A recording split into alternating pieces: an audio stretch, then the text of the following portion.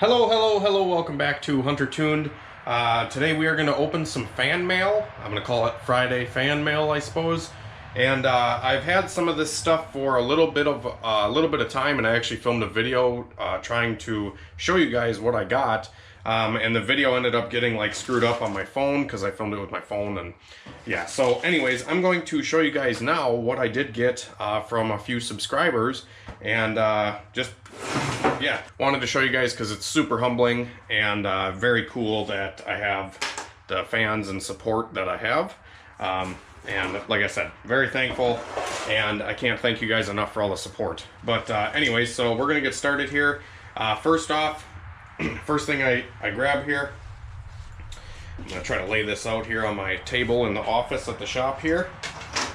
Dirty Tuned, Benny Honda on Facebook. He actually reached out, and I talk to him once in a while on Messenger, and he has kind of built up a little business, just kind of based off of what I did, and it's super cool to see that, you know, you guys are taking what I show on video and doing it with your own life and own stuff.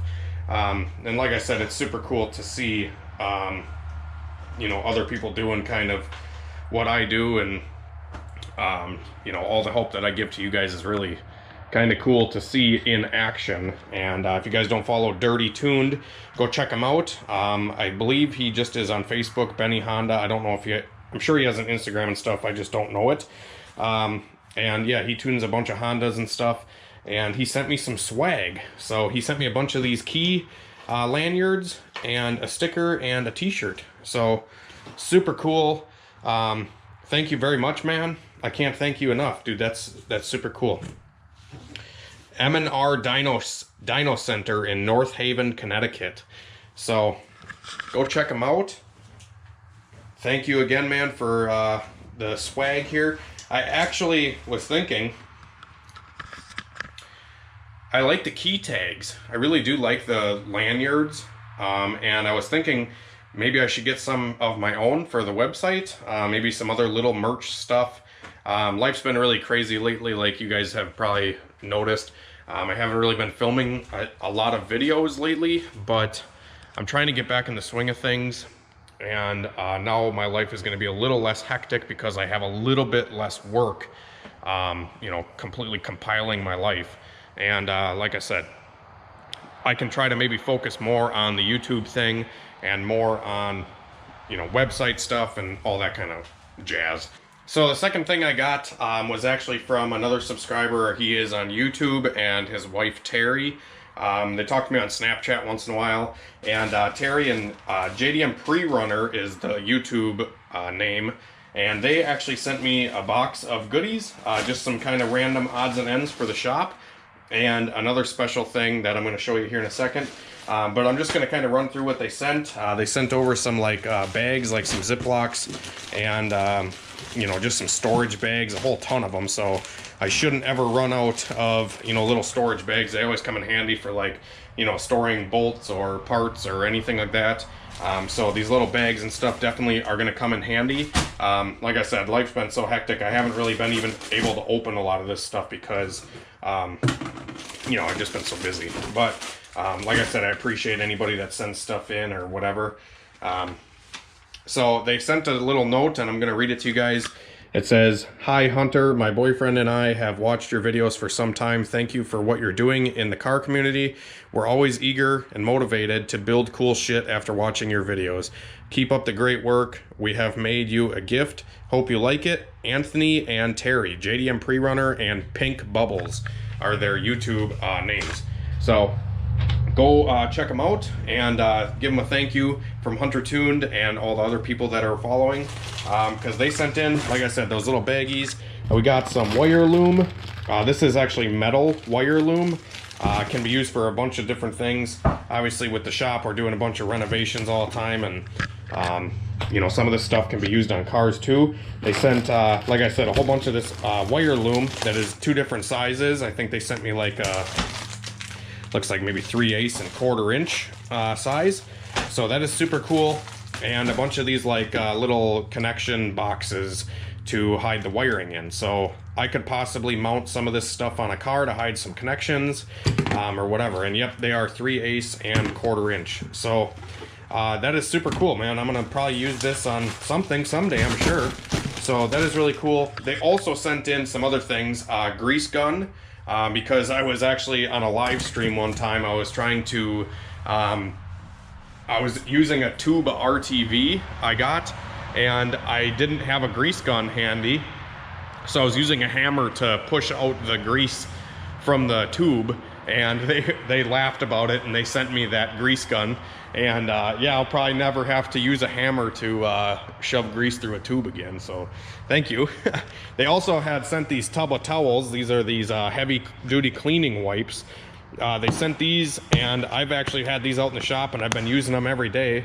And you know, obviously your hands get dirty, and try to keep them clean when you leave. And these little wipes actually work really well for, you know, cleaning up when I leave. Considering we don't have running water out at the shop currently, and there's no sink or, you know, hand wash or anything like that, what I do is I either wear gloves, or I, you know, when I'm done working, I can just use these cleaning wipes to kind of, you know, get good enough until I get home and clean up or whatever. So that's a really cool thing that they also sent in, just some little odds and ends stuff for the shop, and I can't thank them enough. Super cool of them to send that stuff in. And last but not least, this is the item that they actually made. So this is really cool. This is like a custom little box container, and it's like built out of metal, and I think they like TIG welded this together. They have like this little homemade bow on here as like a gift, and it's a little container case with my logo on it. So it says Hunter Tuned. It's a little metal case, and it has 2 custom built screwdrivers in it, made out of, I believe these are 50 caliber, you know, shell casings. So that is really cool. They're actually built out of like a big bullet. So that is super cool. And they're like, you know, removable tips. You know, you can put like different, you know, just like a drill kind of thing. So those are really cool. I haven't ever used these. I'm probably not ever going to actually use them. I'm probably just going to kind of keep them as like a, you know, like a novelty, like a storage thing, just to kind of remember my fans. It's kind of cool little tool case thing here. So hopefully you guys can see that good. My GoPro doesn't really catch a lot of this stuff very well, just because it's a GoPro. But yeah.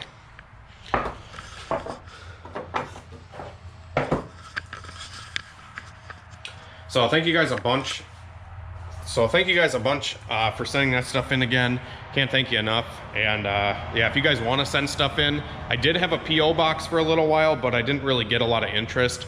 And I didn't really have anything coming and going, so I actually dropped the PO box, and I don't have one anymore.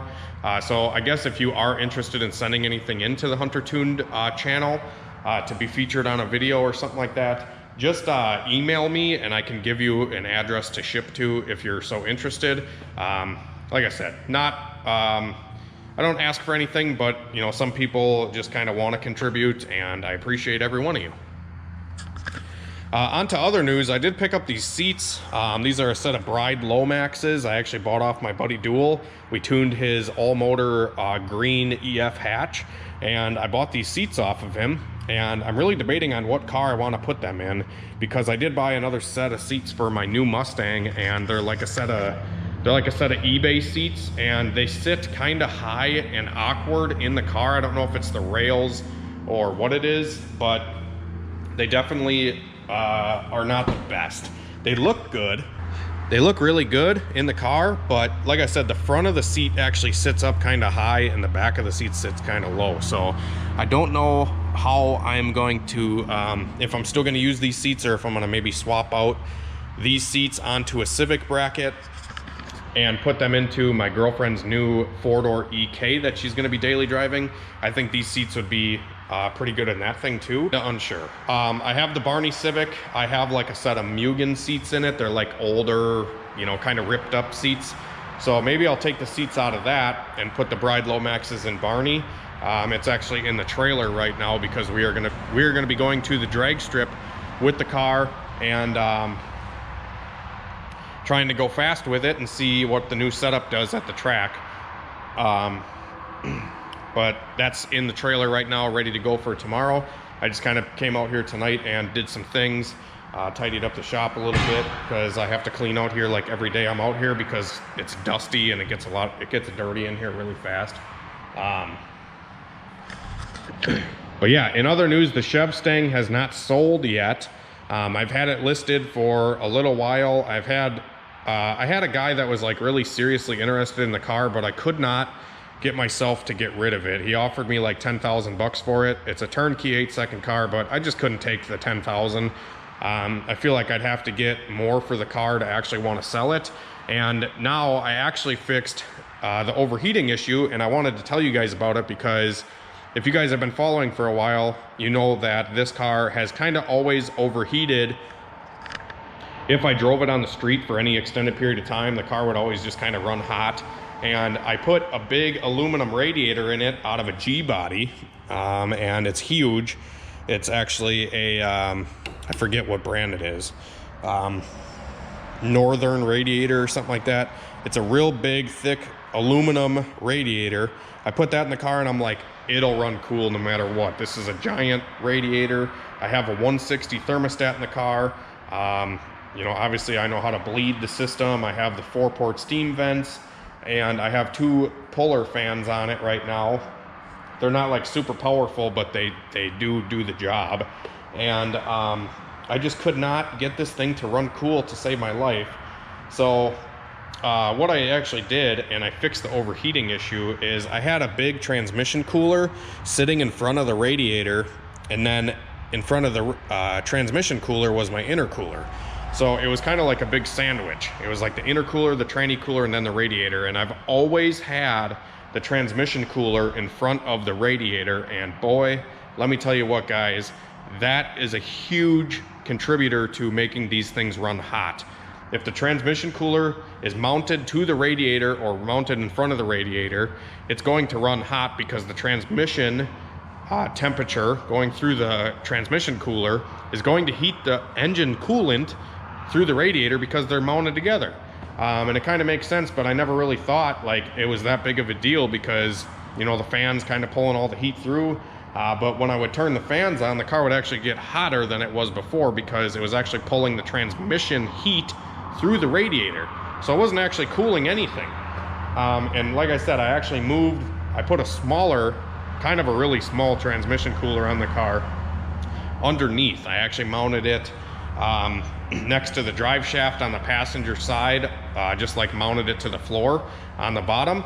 And I mean, it probably sits like, you know, midway through the car here. It doesn't sit super far away from the transmission, but like I said, it is a smaller one. I want to put a fan on it, a puller fan to pull the heat off of it.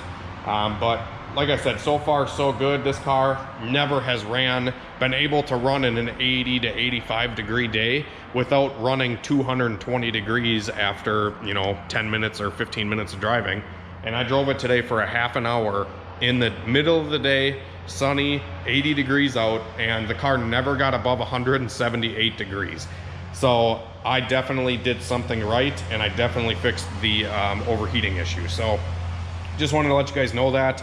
Like I said, I've been struggling with it for quite a while, but I did finally figure it out. It was something so stupid. I've tried 100 different things to try to get the coolant temp under control, but it was just something so stupid. To move the transmission cooler, I just didn't think of it. Sometimes the simplest things just fly right over my head, and I don't, you know, I don't even think about it, or I don't think that's the issue, but it definitely was. So now that I know that the transmission cooler was definitely kind of heating this thing up, I was thinking about getting a smaller radiator for the car, something like the, actually I have a radiator for the new car here. So I forget what this radiator's for. I think it's for like a 60s Mustang. I don't know 100% sure what it's for, but it is like a giant half-size radiator.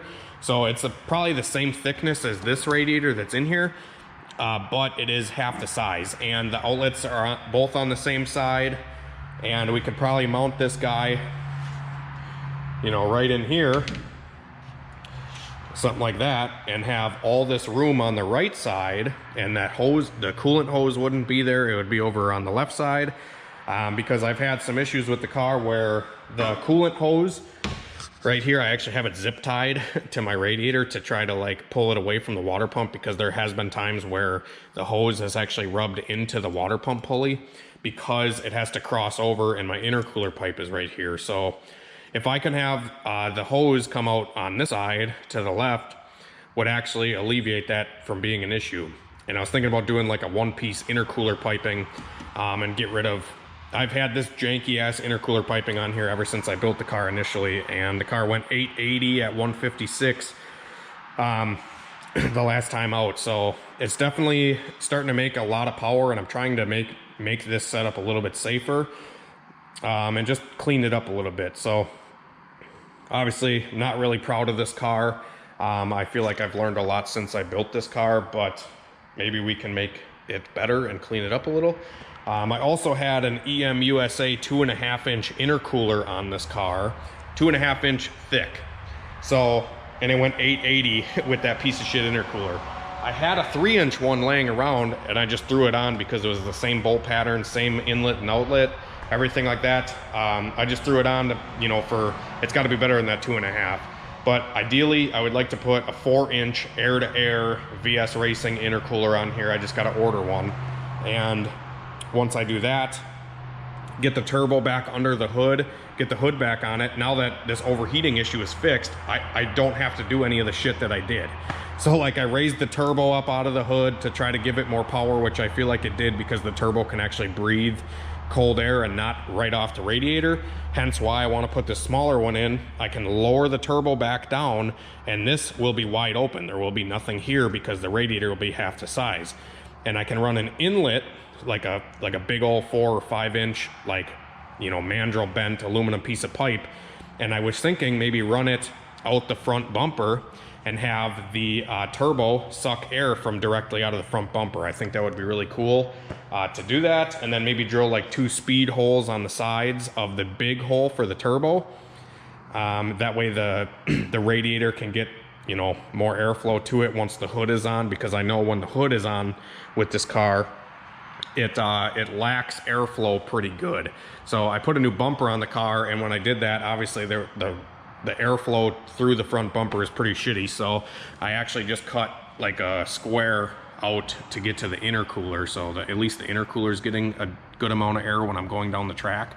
Yeah, and then I want to try to maybe get some fog lights. Like I said, maybe just clean this car up a little bit and see what we can do with it. Maybe put an actual windshield back in it, and stuff like that, because this is just like a homemade Lexan windshield. Maybe put glass back in it.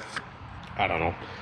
I also have to still make like a back divider between the trunk and the rest of the car, because you technically need a barrier between the fuel tank and the driver, and I haven't ever had one on the car. But like I said, trying to be a little bit safer, a little bit smarter now, knowing what I know now over the last couple of years of building this car. I feel like my knowledge level has been just 10 times what it is now than what it used to be, and I'm hoping in another few years I'm 10 times smarter than I am today. So that's the goal.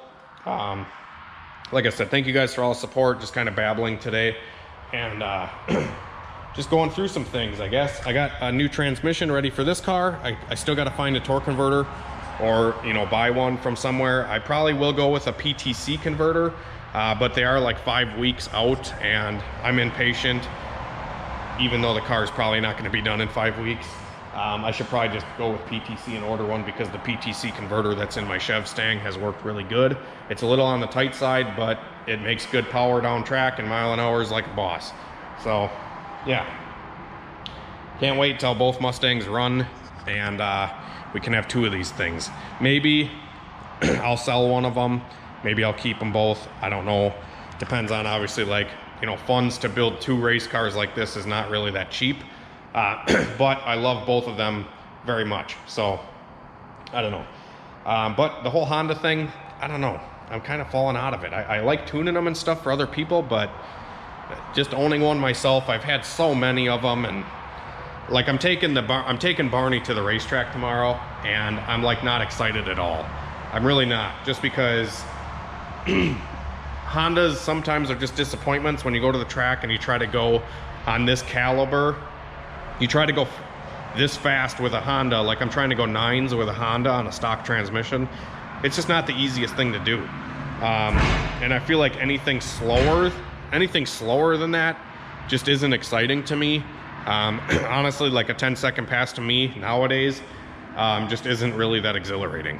It's not really worth me going to the track. But it is a goal of mine to do it in a Honda, and I feel like once I do it, I might get rid of that car. We'll see. I kind of just prefer Hondas nowadays. I prefer a fun little street car. Like this Integra. So this is a DA Integra that we're going to be working on soon here on video. It's just a little turbo kit, DA Integra, and you know, hopefully we can make like 400 or 500 horsepower with it and just have a fun little street car and not put, you know, all the money and stuff into, you know, a dog box transmission and all that stuff to make it work. Matt Happel was actually joking with me the other day. He's like, if you can adapt a TH400 transmission to a Honda engine and like stuff it in a Fox body, that'd be a lot of fun. But I also feel like it'd be a lot of work and it'd be more expensive than putting an LS in. I try to talk Boosted Boys into just building an LS because they're cheaper than Hondas, and nobody believes me, but they really are. Especially nowadays with Honda stuff, all the Honda prices are going through the roof because they're just getting harder to find. Or if you do find one, a lot of times they're just molested and they're just not that great anymore because a lot of them are ruined, you know, from guys messing with them or whatever. That's just kind of what happens. But Chevy Silverados are all over the place and LS engines are all over the place. And now with Holly making the Terminator software, it's so easy for the basic average Joe to get into an LS swap. It's ridiculous. So, and I feel like, honestly guys, this is a stock 4.8 bottom end. It's got a cam and valve springs, and it goes 8s in the quarter. You can't do that with a Honda for the amount of money you have into this. That's just my opinion. I'm gonna quit babbling. This is probably a really long video. But thanks for watching, guys. Thanks for my supporters. And thank you for the fan mail once again, guys.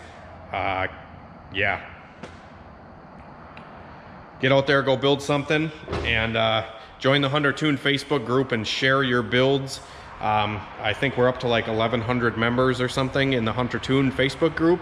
So go check that out as well. And have a great night and a better tomorrow, guys. Hopefully we will go fast with Barney tomorrow at the track. So stay tuned, and we'll see you later.